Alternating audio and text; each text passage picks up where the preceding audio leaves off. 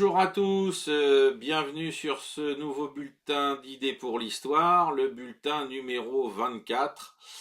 Et oui, on continue notre belle progression en termes de numéros, hein. On est donc maintenant, je pense, à ce qui est plus que la moitié d'une année par rapport à mes vacances, parce que j'en aurai, comme l'année dernière. Donc encore une fois, on commence par les remerciements pour les commentaires, les pouces en l'air, les partages et les dons. Je remercie tous ceux qui ont donc participé à la cagnotte, alors soit via PayPal, soit via Tipeee. Je me rends compte qu'il était important d'employer ce média pour pouvoir récupérer quelques dons de votre part, parce que certains semblaient effrayés par, par PayPal. Donc merci à vous tous.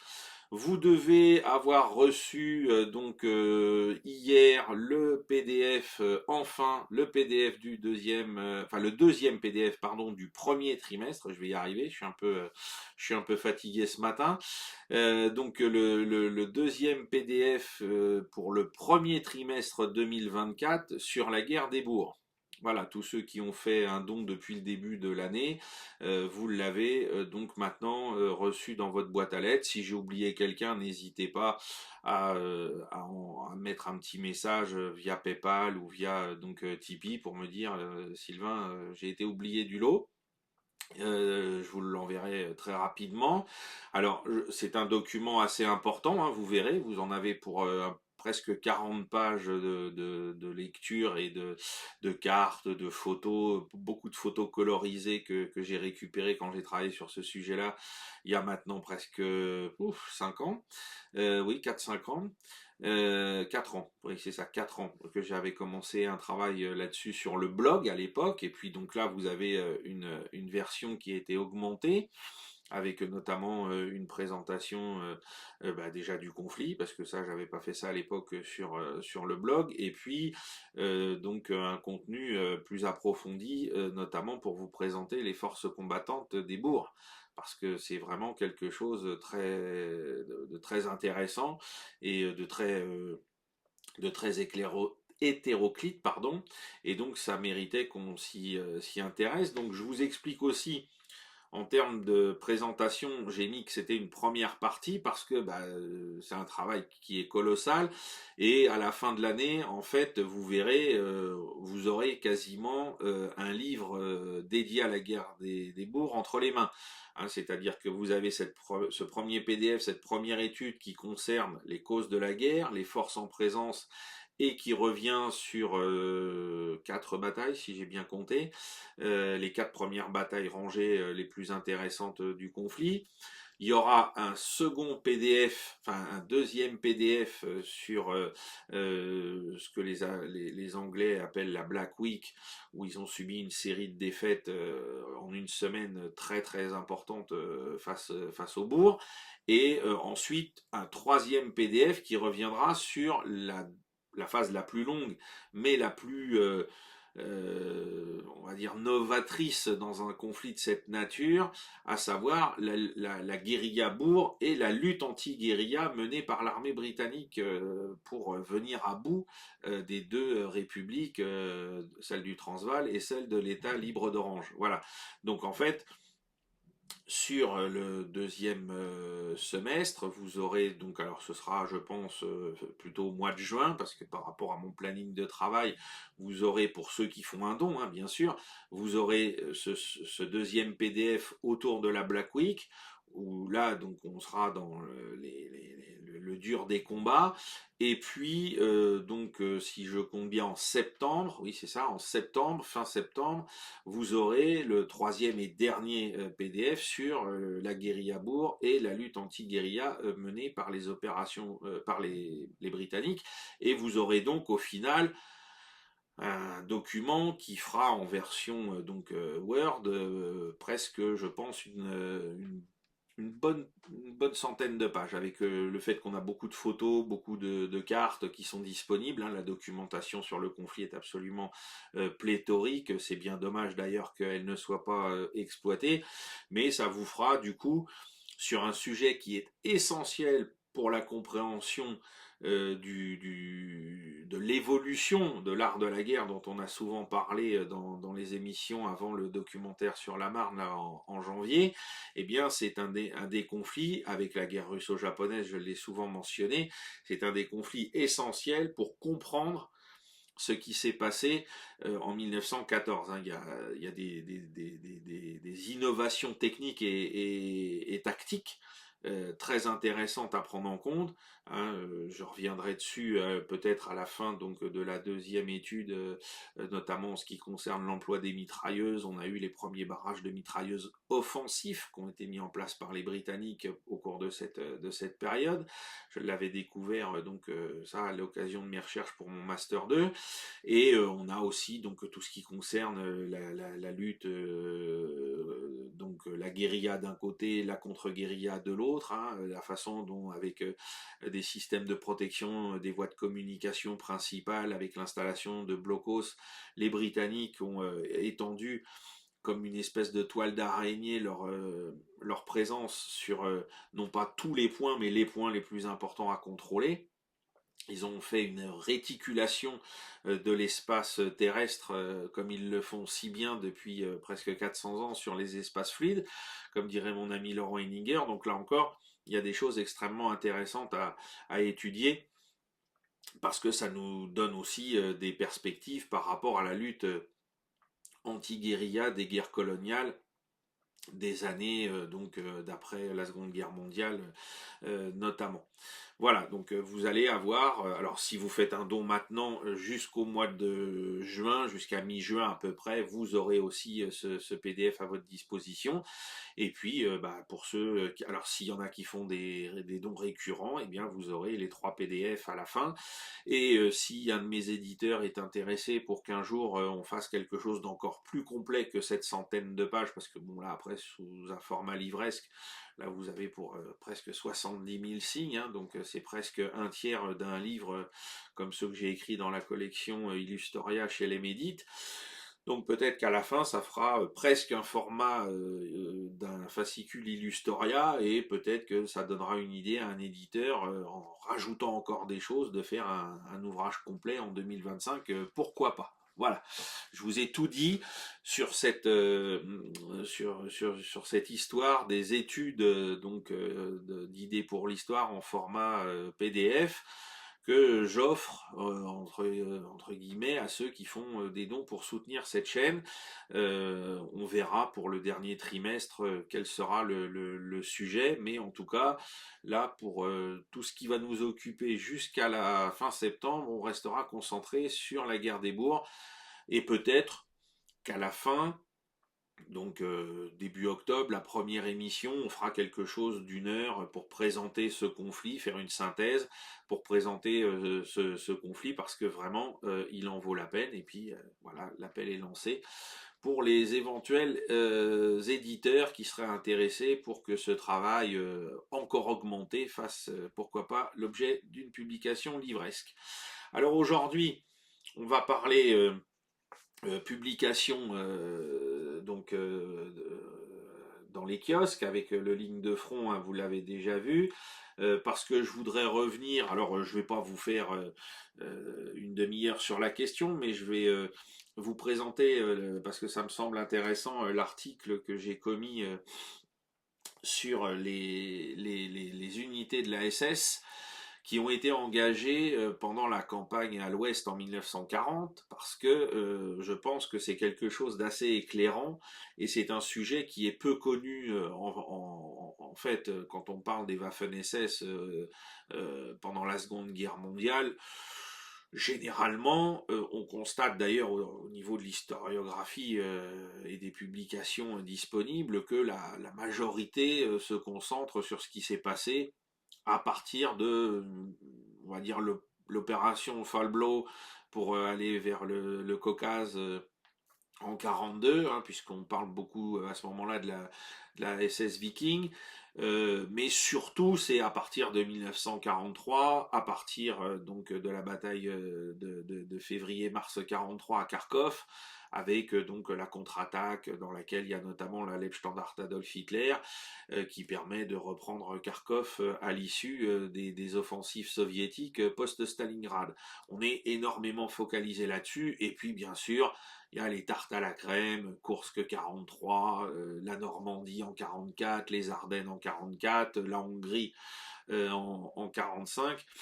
Donc c'est vraiment les moments sur lesquels se concentrent les historiens. Or, il me semble intéressant de revenir sur ce qui s'est passé à l'Ouest parce qu'on l'oublie. C'est parce que effectivement, bah, les SS à ce moment-là de la guerre, les Waffen-SS occupent une place qui n'est pas du tout la même dans le régime déjà national-socialiste, mais aussi dans les forces armées, c'est-à-dire qu'on est avec un embryon d'armée qui est en train de se constituer. Hein. Himmler a très bien compris l'intérêt qu'il avait de mettre en place donc des Waffen-SS, hein, des SS combattants, hein, pas seulement des SS qui participent à la vie du parti nazi et à la politique de l'Allemagne nazie, mais qui participent là au combat.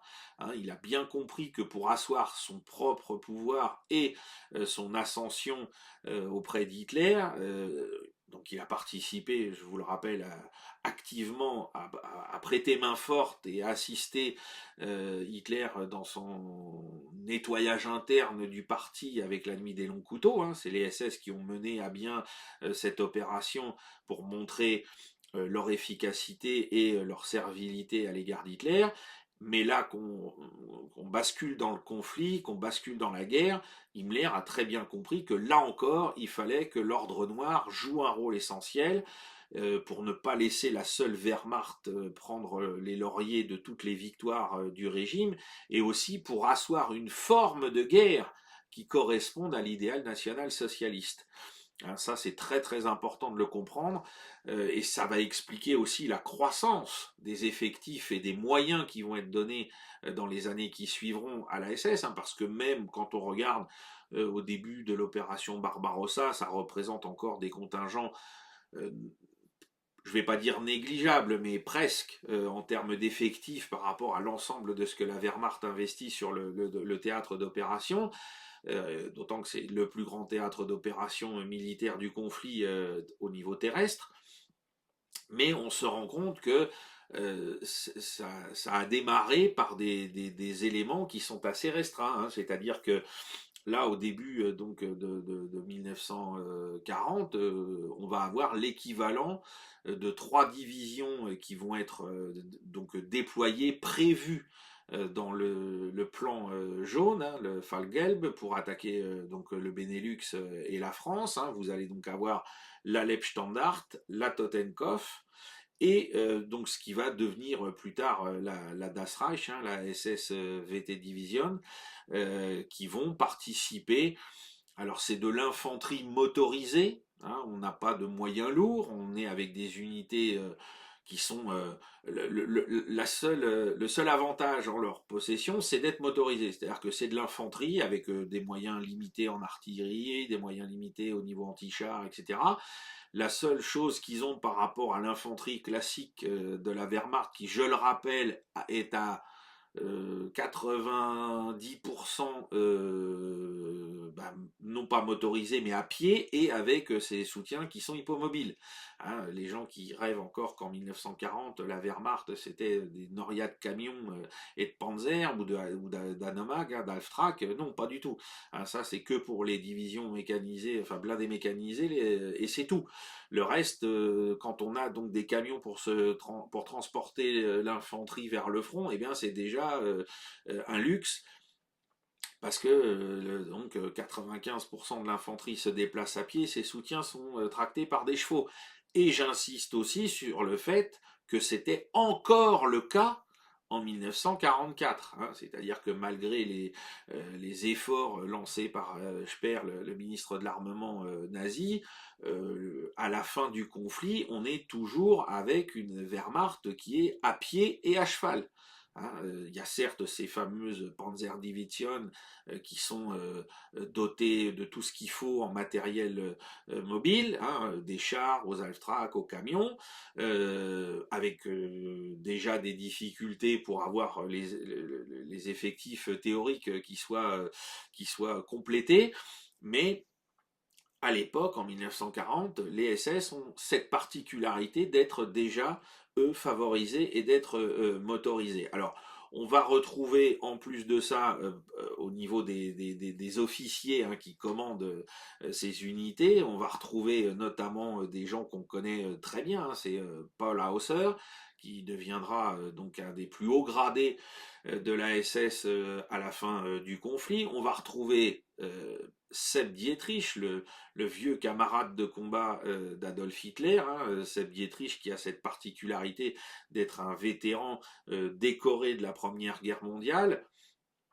qui a été dans les premières unités de blindés de l'armée impériale allemande en 1918, hein, d'abord sur les fameux, enfin les chars monumentaux A7V allemands qui ont été produits qu'à une vingtaine d'exemplaires, et puis ensuite sur les Mark 4 de prise britanniques qui seront retournés contre leurs propriétaires en 1918, hein, et la particularité, je le cite souvent, c'est que Dietrich a participé au dernier combat mené par ces Mark 4 de prise en novembre 1918, pas loin de chez moi dans le secteur de Valenciennes, dans le village de Prézot notamment, pour contre-attaquer l'avant-dernière offensive britannique de la Première Guerre mondiale. Donc on retrouve déjà des gens qu'on connaît par cœur, et puis surtout, il y en a un autre, alors on le verra moins jusqu'à la fin de la guerre, mais qui est redoutable aussi, parce que lui c'est d'abord un homme du régime, au sens où il est investi d'une mission qui est extrêmement importante avant la militarisation des SS, c'est Theodor Eicke, qui est donc le patron de la division Totenkopf, et qui lui gère avant toute chose tout ce qui concerne l'univers concentrationnaire.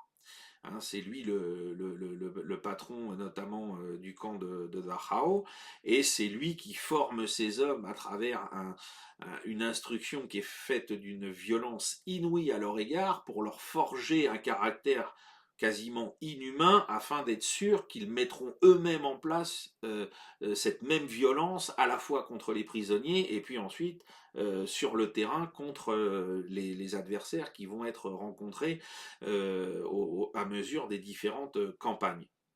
Alors, bien sûr, je vous recommande de lire l'article pour rentrer dans les détails des combats qui sont menés par ces trois unités, ces trois divisions, tout au long de la campagne en Belgique, aux Pays-Bas et en France. Hein.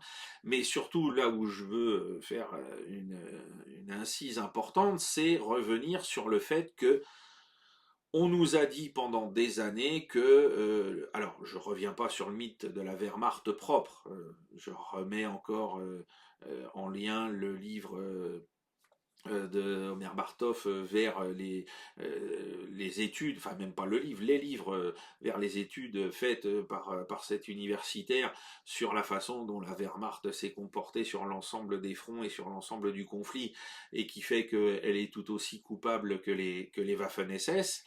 Mais on nous a souvent dit, oui, mais les SS, eux, alors ils étaient dans un comportement idéologisé à l'Est, ou éventuellement dans les Balkans, mais lors des confrontations avec les Occidentaux, leurs semblables, ils se sont comportés correctement, il n'y a pas eu de massacre, il n'y a pas eu de tout ça. Hein, il y a eu le mythe de la Wehrmacht propre, et puis il y a eu le mythe des SS qui, bon, sont violents, mais à l'Est. Hein, pas avec les populations ni avec les forces armées des pays occidentaux. Or, on se rend compte que tout ça, quand on regarde, donc c'était le sujet alors j'ai parlé bien sûr des opérations militaires, mais en ce qui concerne les opérations en marge des opérations militaires, on constate que ces gens-là se sont déjà comportés comme des bouchers. tant à l'égard des civils français, hein, il y a plusieurs massacres de civils qui sont attestés, notamment dans le sillage de la Totenkopf, hein, l'historien français Leleu qui a fait donc une énorme somme, je mettrai le lien sur l'histoire de la Waffen-SS, a listé le nombre de victimes, mais on est sur des choses complètement folles, c'est-à-dire que on arrive rien que pour cette division à 264 civils exécutés froidement de tout âge. Hein, des personnes âgées, des plus jeunes, et 130 prisonniers de guerre qui ont été assassinés rien qu'entre le 19 et le 27 mai 1940. Donc quand on nous dit oui mais les SS c'est à l'Est parce que c'était l'armée rouge, c'était la lutte contre le bolchevisme, etc. C'est tout à fait faux. Ces trois unités se sont comportées dès le début du conflit, dès la campagne à l'ouest, comme des bouchers. Il n'y a pas eu de non, et notamment ce qui est remarquable, puisqu'on nous dit toujours, voilà, les nazis et Hitler en particulier étaient fascinés par les Britanniques, ils jugeaient, et tout ça est vrai, hein, tout ça est dans Mein Kampf, hein, et on le voit dans la diplomatie du Troisième Reich dans les années 30, hein, je vous renvoie au livre qui a été commis par Éric Branca là, sur les liens entre les nazis et les britanniques dans les années 30, je crois que c'est L'Aigle et le Léopard, le titre, je remettrai le lien là aussi. L'un des plus importants massacres qui est commis par les SS contre des prisonniers de guerre, c'est contre des prisonniers britanniques. C'est le fameux massacre dit du Paradis, puisque ça s'est passé dans le hameau Le Paradis, hein, qui est, alors vous m'excuserez, oui, qui est près de Béthune, hein, dans le Pas-de-Calais. Voilà, on a, il n'y a pas de limite. C'est pas parce que les uns étaient bolcheviques et les autres étaient anglais et britanniques et qu'ils étaient des frères de race dans les délires d'Adolf Hitler qu'on les a épargnés. Donc des civils, des combattants de l'Empire, enfin des combattants britanniques, hein, puisque là c'était une unité qui venait du Norfolk, hein, c'était pas une unité, je ne sais pas, de gens issus des colonies de l'Empire britannique. On a eu le plus grand massacre de prisonniers pendant la campagne de France à cette occasion-là. Et ce qui est remarquable, dans le mauvais sens du terme, c'est que l'officier responsable de tout ça évitera la corde à la fin de la guerre. Donc c'est quand même quelque chose d'assez terrible. Hein, alors pas, enfin l'officier, celui sur le terrain, lui sera exécuté, mais le commandant de l'unité au-dessus, lui échappera à toute poursuite. Voilà. Donc on est dans des choses qui sont complètement folles. On aura encore d'autres massacres qui auront lieu. Alors cette fois-ci dans le secteur de la Leibstandart, on aura au total 80 prisonniers britanniques qui seront exécutés, hein, des éléments du Second Royal Warwickshire and Cheshire Regiment. Voilà. Donc ça, c'est sous la responsabilité, bien sûr, de Dietrich, et en particulier du chef de l'unité qui a commis ces massacres, qui est Monk. Et Monk, eh ben, il sera libéré de prison en 1955. Il sera jamais jugé pour ce crime et il va mourir à 90 ans en 2001, tranquillement. Voilà. Hein, en 1988, la justice allemande avait estimé que les éléments pour continuer de le poursuivre étaient insuffisants. Voilà.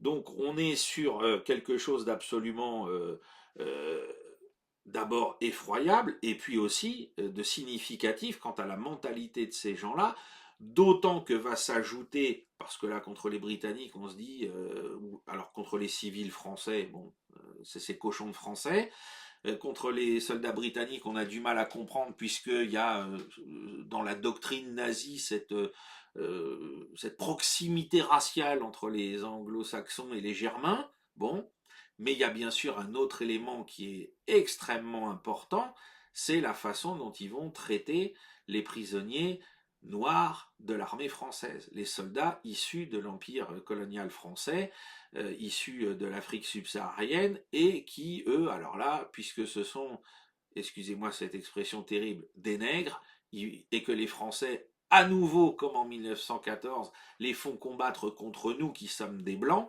Je rappelle que dans l'idéologie allemande, dès 1914, le fait que l'armée française s'autorise à faire combattre des Noirs africains ou des Nord-Africains maghrébins contre des Blancs, c'est une insulte à la race blanche pour les Allemands dès 1914. Et donc pour eux, c'est indigne d'un peuple européen d'aller chercher ces gens-là pour qu'ils se battent contre des Blancs et qu'ils utilisent les méthodes de combat, notamment au corps à corps, qui les rendent célèbres déjà en Afrique. C'est-à-dire que les Français vont très bien, je vous renvoie à ce que disait Mangin de la Force Noire, on va utiliser les capacités de combat au corps à corps des tirailleurs sénégalais, alors qu'ils sont sénégalais, c'est le nom, c'est toutes les tribus d'Afrique subsaharienne dans lesquelles on recrute de force ou par le volontariat des éléments, et on sait que ces gens-là, pour une partie d'entre eux, sont des guerriers qui savent se battre au corps à corps parce que, faute d'armes à feu, ils ont développé avec le temps une expertise dans ce domaine, et donc on va les envoyer principalement en situation offensive contre les Allemands. Et les Allemands en ont très peur parce qu'on leur dit, bah, vous allez faire ça, alors soit à la baïonnette, soit au coupe-coupe. Moi, j'ai connu, quand j'étais plus jeune, l'arrière-petit-fils d'un des inspecteurs des troupes coloniales pendant la Première Guerre mondiale. Pour que ces soldats lui prouvent qu'ils avaient tué des Allemands, il fallait qu'ils ramènent une oreille du cadavre. Vous imaginez l'impact sur les soldats allemands quand ils savaient qu'ils étaient attaqués par des troupes coloniales issues des tirailleurs sénégalais. Ils savaient que ça allait très mal se terminer pour eux. Et pareil avec notamment les Marocains, les Algériens ou les Tunisiens. On en a parlé pour les Marocains pendant la première partie de la bataille de la Marne près de Meaux, avec la brigade marocaine, avec des gens qui sont des guerriers de l'Atlas, qui ont l'habitude du combat, là encore, à l'arme blanche, et qui vont être sans pitié. On se rendra compte aussi que quand on les met en posture défensive, ils sont beaucoup moins efficaces parce que ça ne correspond pas à leur tradition de combat ancestrale. Mais donc là, les Allemands ont à la fois cette haine, cette crainte, doublée maintenant d'un racisme qui correspond à ce qui est écrit dans Mein Kampf. Si les Juifs sont la lie de l'humanité, les Noirs sont juste au-dessus. Ils méritent à peine mieux de la part des nazis comme reconnaissance par rapport aux Juifs. Et donc il y a un phénomène qui a amplifié tout ça, c'est que dans les années 20, quand il y a eu l'occupation de la Ruhr par les forces françaises dans le cadre du non-respect des clauses du traité de Versailles, eh bien, on a eu une propagande qui a mis en scène en Allemagne le fait que les troupes noires auraient violé des femmes allemandes, ce qui est complètement faux. Scientifiquement, tout ça ne repose sur aucun cas avéré. Il n'y a pas eu de viol de femmes allemandes par des soldats des troupes coloniales. Et c'est très intéressant d'ailleurs de noter que ces campagnes ont été relayées par nos meilleurs amis américains à l'époque, et nos meilleurs amis britanniques, qui n'ont pas hésité à nous casser du sucre sur le dos, et notamment la presse américaine qui n'a pas cessé de relayer ça, bien évidemment dans le contexte d'apartheid qui régnait aux États-Unis à l'égard des populations noires. Il faut très bien comprendre cette articulation. Les Américains, comme d'habitude, s'ils peuvent glisser une peau de banane à la France, ils vont pas s'en priver, mais là, c'était en plus dans le contexte juste après la guerre, où nous, Français, nous avions récupéré des troupes noires américaines pour les faire combattre, ce que refusaient de faire les Américains, et il fallait ternir leur réputation.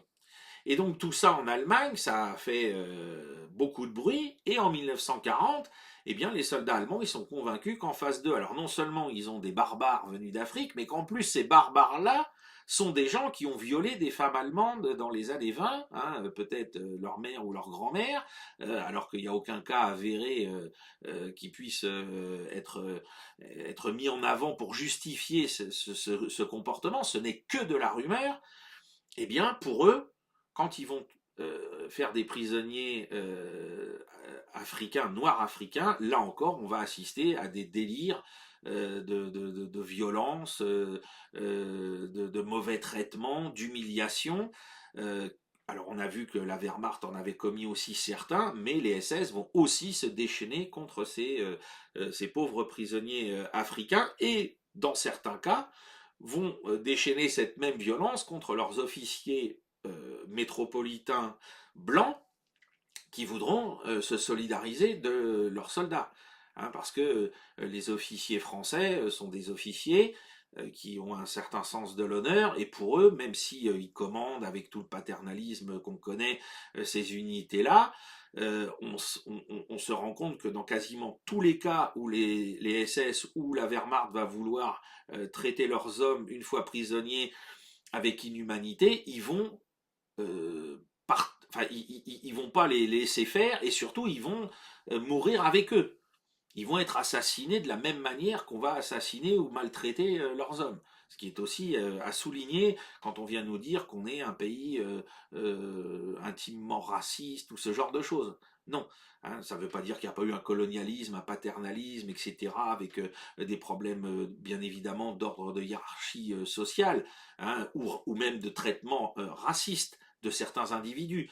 Mais quand on voit ces officiers français auxquels les Allemands disent vous vous mettez à droite et eux ils viennent à gauche et ils vont prendre une balle dans la tête, on voit la majorité des officiers français qui viennent et qui prennent eux aussi une balle dans la tête. Ou qui sont roués à coups de crosse ou ce genre de choses. Ils abandonnent pas leurs hommes. Il faut le rappeler parce que ça aussi ça fait partie de la complexité du problème de l'armée coloniale française. Voilà. Donc les SS, eux, comme la Wehrmacht, va participer à ces exactions contre les prisonniers d'origine noire africaine, et aussi dans certains cas contre des prisonniers d'origine maghrébine, parce que c'est là aussi qu'on voit l'évolution de la politique du nazi et du Troisième Reich à l'égard de l'islam. C'est qu'à l'époque encore, il n'y a pas cette idée de faire d'entente avec les musulmans ou avec une partie du monde musulman, comme on le verra un peu plus tard avec le grand moufti de Jérusalem, contre les alliés et contre les juifs en particulier en Palestine. On n'en est pas encore là, et donc c'est pareil, hein, les maghrébins par rapport à la hiérarchie raciale allemande. Alors vous avez les juifs tout en bas, vous avez les noirs, et puis ensuite vous avez ces peuples-là qui sont aussi considérés comme des barbares. Hein, l'intérêt pour l'islam et pour les Arabes, etc., viendra plus tard. Et donc, eux aussi sont humiliés, eux aussi sont rabaissés. Il y a moins de cas d'exécution sommaire, semble-t-il, mais en tout cas, on voit dès 1940 se déchaîner la violence des SS sur le front occidental, sans aucune limite contre les Britanniques, pourtant réputés cousins anglo-saxons des Germains, ni contre des soldats français, enfin, et des officiers français qui voudraient défendre leurs troupes coloniales, ni bien sûr contre les civils, et bien évidemment, comme je viens de l'expliquer, contre les troupes coloniales elles-mêmes. Hein. Et donc les civils, on est sur des centaines de morts à la fin qui sont exécutés sommairement. Hein, c'est-à-dire, il y a eu un mot de trop, il y a eu un coup de feu qui est parti dans un village où il était réputé qu'il n'y avait plus de soldats français, et les Allemands vont faire ce qu'ils faisaient au cours de la Première Guerre mondiale. Et ce qu'ils faisaient déjà en 1870-71, et ce qu'ils faisaient déjà en 1814. L'idée qu'un civil puisse prendre une arme et tirer sur un soldat allemand est inenvisageable, dans ce sens-là. Parce que si vous lisez les mémoires si vous lisez, oui, les mémoires d'Ernst von Salomon et les réprouvés, vous verrez que dans d'autres cas, comme c'était notamment le cas dans les années 1919-1920, là, quand les civils allemands font le coup de feu contre les troupes d'occupation françaises ou créent des corps francs ou ce genre de choses contre les Polonais ou contre les Tchèques, là, c'est pas la même chose. Là, c'est pour défendre le Vaterland, donc là, on a le droit. Mais ces cochons de Français, eux, ils n'ont pas le droit. Et s'il y a la moindre suspicion, la population civile paiera le tribut. C'est aussi pour ça que la violence nazie est une sur-impression sur la violence allemande. Hein. Moi qui suis originaire de Seine-et-Marne, je peux vous dire que dans l'histoire locale, le passage certes déjà enfin, avec eux des Cosaques, mais le passage des troupes prussiennes en 1814 a laissé de très mauvais souvenirs. Et en 1871 et en 1914, c'était pas le cas parce que la région n'a pas été occupée assez longtemps, même si, comme je vous l'ai expliqué dans le documentaire, on a eu des otages dans le village où j'habitais quand j'étais plus jeune, à Vared, avec les 12 derniers otages français, plus enfin, un 13e qui était l'abbé du village, qui ont été exécutés quand on les a ramenés en Allemagne. Donc, les SS nous montrent déjà qu'il y a une violence qui va s'exercer tout au long du conflit sur tout le monde. On en avait parlé dans l'épisode concernant la Kangaroo Piper, où ça reviendra à nouveau sur le front occidental contre les civils belges, cette fois-ci, belges francophones. Et on se rend donc compte qu'on n'est pas face à un appareil qui aurait distingué quand il était à l'ouest et puis quand il était à l'est ses adversaires, qui aurait adopté un mode de violence avec les uns mais qui n'était pas le même avec les autres. On est face à un appareil globalisé, total, totalitaire, qui met en place une violence systématique à l'égard de tout ce qui peut lui résister et tout ce qui peut s'opposer à lui. Voilà ce qu'est l'appareil guerrier du Troisième Reich, Waffen-SS, Wehrmacht, dès 1940 et même dès 1939. Hein, je vous renvoie aux travaux publiés dans Bataillé blindé il y a 3 ou 4 ans maintenant par Yanis Kadari, mon éditeur, sur Guderian et la façon dont les unités de Guderian se sont comportées à l'égard des populations polonaises dès septembre 1939. Voilà, donc je vous invite à vous procurer le Ligne de front 107 hein, pour pouvoir lire en détail ce qui s'est passé donc pendant la campagne de France avec ces unités-là. Hein, vous aurez aussi bien sûr l'aspect militaire qui est traité, et puis lire le dossier de mon camarade Nicolas Pontic sur Hitler stratège, et mon papier sur l'opération Spring à la fin juillet 1944 autour de Caen, qui est encore aujourd'hui considéré comme étant le deuxième échec le plus sanglant de l'histoire militaire canadienne pendant la Seconde Guerre mondiale après Dieppe. Voilà. Je vous remercie pour votre attention. Je vous dis donc à la semaine prochaine. J'ai une petite idée du sujet, mais vu que j'en ai peut-être encore une autre, faut que je fasse mon choix. J'ai la semaine pour réfléchir. Donc n'hésitez pas pour les commentaires, n'hésitez pas pour les pouces en l'air, les partages, et puis donc ceux qui veulent bien continuer à aider cette chaîne à se développer. Là, aujourd'hui, j'ai donc parmi mes amis un cinéaste, graphiste qui possède un drone et toutes les autorisations pour les faire voler. Donc j'ai vu avec lui, il m'a fait un petit brief sur un devis. Et donc je pense que par rapport aux dons qu'on a reçus sur Tipeee au mois de février, qui seront versés fin mars, plus donc parmi eux des dons récurrents, je pense que on aura la somme pour pouvoir faire appel à lui, donc fin mars, fin avril, fin mai, donc ce sera pour fin mai, début juin en l'état. Donc si vous êtes plus généreux dans l'intervalle, ça peut arriver plus rapidement. Et je vous rappelle, hein, l'objectif c'est de faire un documentaire d'1 heure sur la bataille de Cambrai en novembre 1917, qui est la première grande bataille interarmes qui annonce les moyens des grandes guerres du XXe siècle, aviation, artillerie et les chars. Voilà. Je vous remercie, je vous souhaite une très bonne fin de semaine, un très bon week-end et je vous dis à la semaine prochaine. Au revoir.